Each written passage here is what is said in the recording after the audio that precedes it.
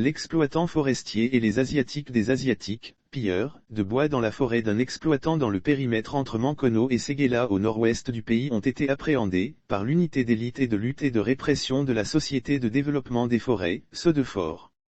Selon Mr Traoré Siriki, exploitant forestier industriel et exploitant de bois, depuis 2020, son périmètre est constamment pillé par les Chinois.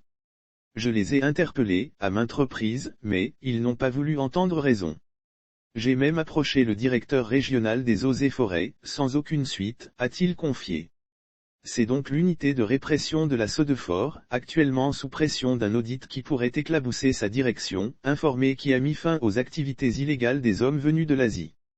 Puis, M. Traoré accusé des agents des eaux et forêts de se muer en exploitants forestiers dans l'exercice de leurs fonctions. Je vais vous dire que des agents des eaux et forêts dont des exploitants forestiers. Ils nous font une concurrence déloyale, a-t-il accusé. Pour rappel, depuis 2013, en Côte d'Ivoire où le déficit de reboisement est criard depuis des décennies, et ce, malgré les obligations, l'exploitation du bois est interdite au-dessus du 8e parallèle et certaines essences sont protégées. Les Asiatiques affirment néanmoins jouir d'autorisations officielles émises par les autorités, ont présenté des documents avec le sceau de l'État et des carnets faisant état de réception de fonds par des individus qui ont apposé leur signature.